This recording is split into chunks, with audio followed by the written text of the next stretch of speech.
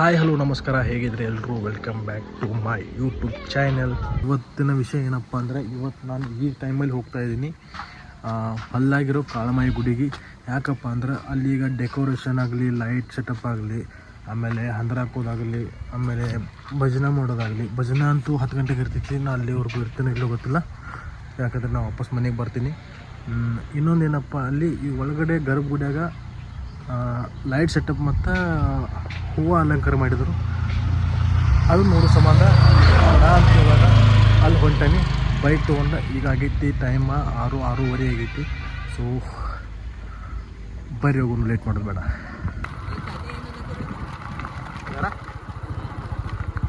ದಾರಿಲಿ ಹೋಗ್ಬೇಕಾದ್ರೆ ಇಲ್ಲಿ ಗುಡ್ಡದ ಮೇಲೆ ಏನೋ ಕಾಯ್ತು, ಆಮೇಲೆ ಗೊತ್ತಾಯಿತು ಅದು ಬೆಂಕಿ ಅಂತ. ಹಾಗೆ ನೋಡಿಕೊಂಡು ವ್ಯೂ ನೋಡಿಕೊಂಡು ಅಲ್ಲಿಂದ ಪಯಣ ಮತ್ತೆ ಮುಂದುವರಿಸಿದ್ವಿ. ಅಲ್ಲಿಂದ ನೋಡಬೇಕಾದ್ರೆ ವ್ಯೂ ಸಖತ್ತಾಗಿತ್ತು. ಅಲ್ಲಿಂದ ಗುಡಿ ಕೂಡ ಕಾಣ್ತಾ ಇತ್ತು. ಗುಡಿ ನೋಡಿಕೊಂಡು ಅಲ್ಲಿಂದ ವ್ಯೂ ನೋಡಿಕೊಂಡು ಮತ್ತೆ ನಮ್ಮ ನಡೆ ಜಾತ್ರೆ ಕಡೆ ಅಂತ ಹೇಳ್ಕೊಂಡು ಹಾಗೆ ಮುಂದೆ ಹೋಗ್ತಾ ಇದ್ವಿ.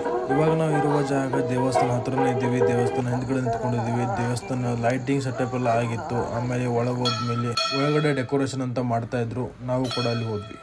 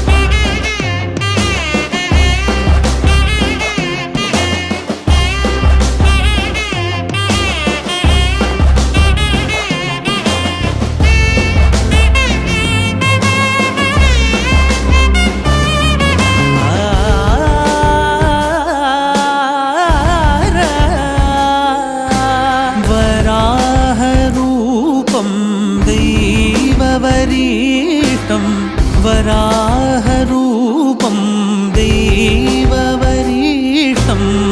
वरस्मितवदनं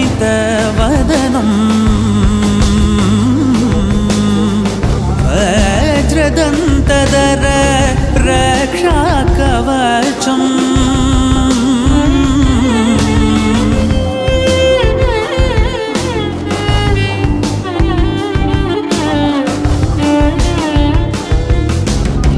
शिवसम्भूत भुवि संजात ನಂಬಿದವಗಿಂಬು ಕೊಡುವವನೀತ